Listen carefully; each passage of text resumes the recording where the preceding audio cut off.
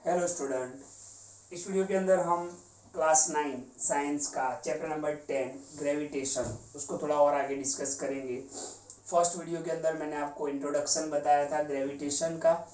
Second video के अंदर हमने एक फॉर्मूला प्रूव किया, F is equal to G M M upon D square. ये फॉर्मूला क्या है? तो universal law of gravitation. Okay, इसको हम लॉ ऑफ ग्रेविटेशन भी बोलते हैं। ये हमने ऑलरेडी फर्स्ट और सेकंड वीडियो के अंदर डिस्कस कर लिया है। आपने अगर दोनों वीडियो नहीं देखे हैं तो एक बार ज़रूर देख ले, ताकि आपको चैप्टर अच्छे से समझ में आ जाए। फिजिक्स समझने के लिए ये चैप्टर समझना बहुत ज़रूरी होता है। ओके, तो ध्यान से देखिए, इस वीडियो के अंदर हम एक्सप्लेन करेंगे फ्री फॉल। क्या एक्सप्लेन करेंगे? Free fall. आप देख सकते हो यहाँ पे मैंने लिखा है फ्री फॉल। अच्छा, फ्री फॉल को समझे उससे पहले एक चीज और क्लियर कर लेते हैं कि हमने यूनिवर्सल लॉ ऑफ ग्रेविटेशन में क्या देखा कि कोई भी दो ऑब्जेक्ट है ना, एवरी ऑब्जेक्ट, यानी आप समझो कि कोई भी दो ऑब्जेक्ट जो है वो एक दूसरे को अट्रैक्ट करते हैं। कौन से फोर्स से? ग्रेविटेशनल फोर्स से। कौन से? ग्रेविटेशनल फोर्स से। कि दुनिया के कोई भी दो ऑब्जेक्ट है तो वो एक दूसरे को अट्रैक्ट करते हैं ग्रेविटेशनल फोर्स से। लेकिन मान लो यहाँ पर कि दो ऑब्जेक्ट के अंदर से कोई भी एक ऑब्जेक्ट अगर वो अर्थ बन जाए, है ना। पहले हमने क्या देखा था कि कोई भी दो ऑब्जेक्ट एक दूसरे को अट्रैक्ट करते हैं, और वो कौन से फोर्स से? ग्रेविटेशनल फोर्स से। लेकिन दो ऑब्जेक्ट के अंदर से एक ऑब्जेक्ट आपका अर्थ बना दिया जाए या अर्थ ले लिया जाए। ओके, मान लो कि ये दुनिया की कोई चीज है, आप समझ लो कि ये बहुत बड़ा पत्थर है और यहाँ पर अर्थ है। ओके, मतलब अर्थ पे पड़ा हुआ ही पत्थर है। ओके, तो दो ऑब्जेक्ट के अंदर से एक ऑब्जेक्ट को अर्थ मान लिया जाए, तो अब ये जो ग्रेविटेशनल फोर्स है, ओके, उसको हम ग्रेविटेशनल फोर्स ना बोल के हम उसको बोलेंगे ग्रेविटी। ओके, वापस क्लियर कर लो कि दो ऑब्जेक्ट एक दूसरे पर ग्रेविटेशनल फोर्स लगा रहे हैं, लेकिन यही दो ऑब्जेक्ट के अंदर से एक ऑब्जेक्ट आपका अगर अर्थ बन जाए तो वो ग्रेविटेशनल फोर्स नहीं, अब उसको हम बोलेंगे ग्रेविटी। क्या बोलेंगे? ग्रेविटी। यहाँ पर एक नया टर्म आ रहा है आपके सामने, ग्रेविटी। ओके, तो दो ऑब्जेक्ट के अंदर से एक ऑब्जेक्ट अगर आपका अर्थ हो जाए तो अब हम ग्रेविटेशनल फोर्स ना बोल के क्या बोलेंगे? ग्रेविटी बोलेंगे। ओके, तो ध्यान से देखो, अब ये ग्रेविटी को समझने के लिए हमें फ्री फॉल समझना पड़ेगा। ओके, तो ग्रेविटी वर्ड दिमाग में रखना। फ्री फॉल क्या है? कि free fall is the motion of the object. कोई भी ऑब्जेक्ट है, मान लो कि ये पेन है, मार्कर पेन है, ये एक ऑब्जेक्ट है, इसका जो motion let free under the influence of gravity due to earth alone. Okay, मान लो कि मेरे हाथ में ये मार्कर पेन है, इसको मैंने छोड़ दिया तो कहाँ जाएगी? अर्थ की तरफ जाएगी, मतलब नीचे की तरफ जाएगा वो। ओके, तो क्या मैंने उसको फोर्स से फेंका था? नहीं, मैंने उसको क्या किया? फ्री फॉल, गिरने दिया।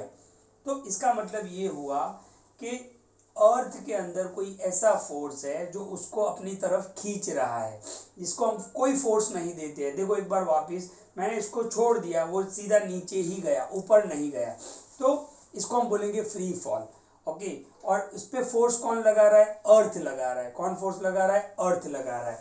तो इस टाइप के फॉल को हम क्या बोलेंगे? फ्री फॉल बोलेंगे। आप ऐसे फेंक रहे हो क्योंकि आप फोर्स लगा रहे हो, नहीं, यहाँ पे क्या हो रहा है? आप इसको छोड़ रहे हो, वो अर्थ की तरफ जा रहा है क्योंकि अर्थ उसके ऊपर क्या लगा रहा है? फोर्स लगा रहा है, उसी को हम बोलेंगे फ्री फॉल। लेकिन यहाँ पर एक और चीज इन्वॉल्व हो जाती है, कौन सी? तो देखते हैं। Objects free fall toward the earth.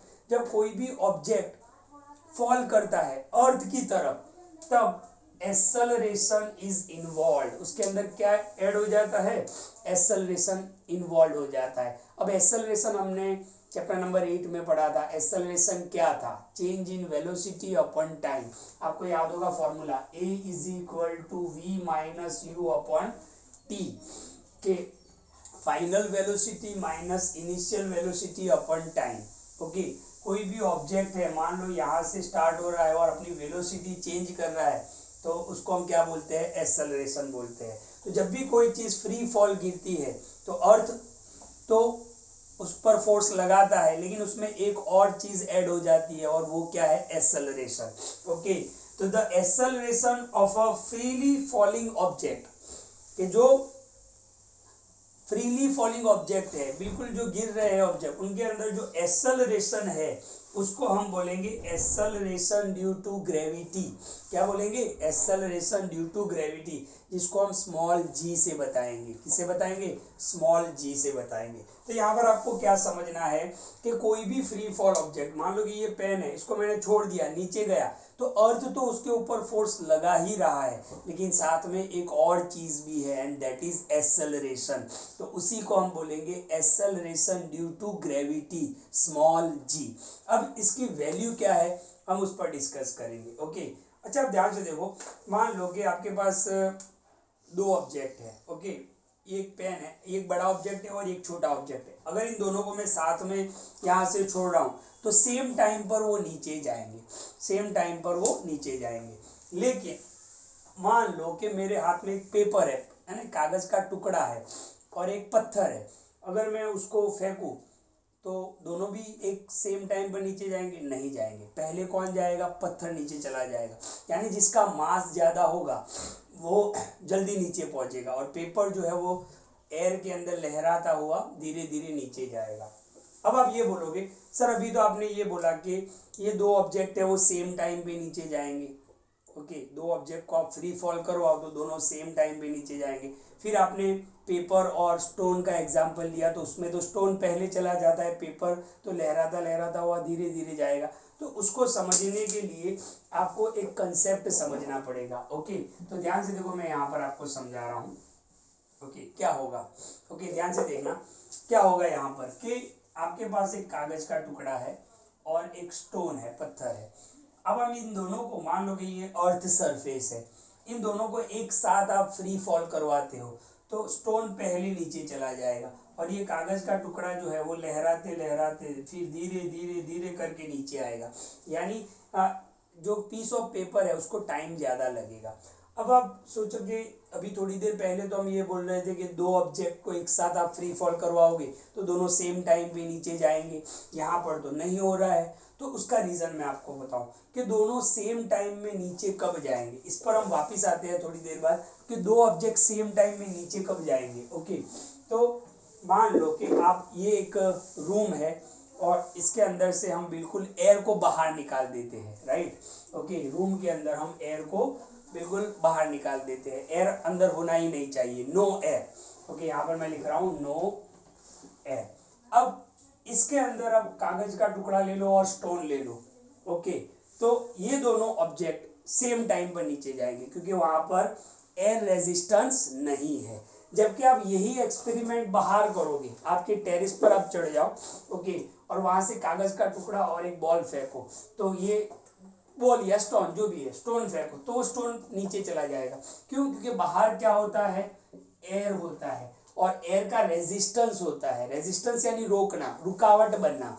तो यहाँ पर एयर क्या करेगी, एयर, कागज का जो टुकड़ा है उसका मास बहुत ही कम होता है, तो वो एयर कागज के टुकड़े को रोक लेगी या तो धीरे धीरे नीचे आने देगी। जबकि वो एयर इस पत्थर पर भी रेजिस्टेंस लगाएगी, लेकिन इस पत्थर का मास बहुत ही ज्यादा है। तो ये दोनों में से कौन जल्दी नीचे आ जाएगा, पत्थर नीचे आ जाएगा और कागज का टुकड़ा है वो धीरे धीरे नीचे आएगा। जबकि यहाँ पर क्या होगा कि ऐसे रूम के अंदर जहाँ पर एयर ही नहीं है तो दोनों सेम टाइम में नीचे आ जाएंगे। तो ये है फ्री फॉल। ओके, ये नीचे क्यों आ रहे हैं, क्योंकि अर्थ इन पर क्या लगा रहा है, फोर्स लगा रहा है, और साथ में क्या इन्वॉल्व हो जाता है, एक्सेलरेशन। इसीलिए हम इसको बोलते हैं एक्सेलरेशन ड्यू टू ग्रेविटी, जिसको स्मॉल जी से डिनोटेड किया जाता है। अब आपने लास्ट वीडियो देखा होगा जिसमें हमने formula F is equal to gmm/d², ये हमने सॉल्व किया था। अब हम यहाँ पर g की वैल्यू को निकालते हैं, स्मॉल g की वैल्यू को निकालते हैं। स्मॉल g क्या है, acceleration due to gravity. Okay, तो ध्यान से देखो, हमने फोर्स वाले चैप्टर में पढ़ा था कि force is equal to M A, ये हमने पढ़ा था। ओके, यहाँ पर ए क्या है, एक्सेलरेशन, लेकिन यहाँ पर हम क्या लेंगे, F is equal to M G. देखो ए सिर्फ एक्सेलरेशन है और जी क्या है, एक्सेलरेशन ड्यू टू ग्रेविटी। तो सबसे पहले तो हम एफ की जगह पर क्या लेंगे, एम जी। तो एफ की जगह पर मैं क्या ले रहा हूँ, एम जी। ये capital G as it is, आपको याद होगा कैपिटल जी क्या है, कांस्टेंट, यूनिवर्सल कांस्टेंट है, राइट। Okay, capital G. अच्छा, ये जो एम है उसको हम एम ई लिख देते हैं, क्योंकि अब मैंने पहले ही बताया आपको कि दो ऑब्जेक्ट में से एक ऑब्जेक्ट आपका कौन सा है, अर्थ। यानी एम ई का मतलब क्या होगा, मास ऑफ अर्थ। क्या होगा, मास ऑफ अर्थ। और ये एम कोई दूसरा ऑब्जेक्ट है जो वही है।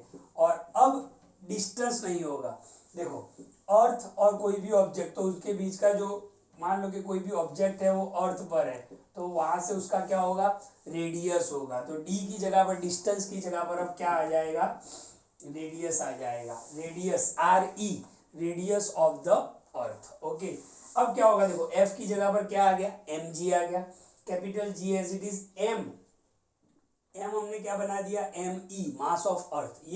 ये दूसरे ऑब्जेक्ट का मास, और डिस्टेंस को हमने क्या बना दिया, रेडियस बना दिया। अब आप देखो दोनों तरफ से क्या होगा, m कैंसल होगा, तो g इज इक्वल टू क्या होगा, G M E upon R E square, R यानी रेडियस। अब आप इसकी वैल्यू को सब्स्टिट्यूट करोगे, मैं आपको तीन वैल्यू यहाँ पे बता रहा हूँ, ध्यान से देखना, तीन वैल्यू आपको बता रहा हूँ। देखो कैपिटल जी की वैल्यू क्या थी, 6.673 इंटू 10⁻⁻11 न्यूटन मीटर स्क्वायर पर किलोग्राम स्क्वायर, ये वैल्यू थी। इसको हम अप्रोक्सीमेट क्या ले सकते हैं, 6.7 ले सकते हैं into 10⁻11। M E, mass of earth है ना, अर्थ का मास कितना होता है, तो 6 × 10⁻24 kg, ये एम ई होता है। और radius of the earth, radius of the earth क्या होता है, 6.4 into 10⁻6, okay, metre, radius metre में। ये तीनों वैल्यू को अगर आप इस फॉर्मूला के अंदर सब्स्टिट्यूट करोगे, हमें सब्स्टिट्यूट नहीं करना है बट बता रहा हूँ मैं आपको, सब्स्टिट्यूट करोगे तो आपको जी का वैल्यू कितना मिलेगा, 9.8 मीटर पर सेकेंड स्क्वायर। क्या मिलेगा वैल्यू, 9.8 मीटर पर सेकेंड स्क्वायर। और ये जी क्या है, acceleration due to gravity. Okay, जो कहाँ से आएगा, फ्री फॉल से। कोई भी ऑब्जेक्ट को आप छोड़ दोगे तो वो अर्थ की तरफ आएगा, उसमें एक्सेलरेशन इन्वॉल्व हो जाएगा, तो एक्सेलरेशन ड्यू टू ग्रेविटी होगा, यानी स्मॉल जी होगा। और वो कितनी स्पीड से नीचे आएगा, 9.8 मीटर पर सेकेंड स्क्वायर, कोई भी ऑब्जेक्ट जो होगा। तो g इज इक्वल टू क्या होगा, वैल्यू 9.8 मीटर पर सेकेंड स्क्वायर। तो ये है फ्री फॉल, बहुत ही इंपॉर्टेंट कंसेप्ट है, जिसमें हमने स्मॉल g का वैल्यू निकाला। और स्मॉल g क्या है, एक्सेलरेशन ड्यू टू ग्रेविटी।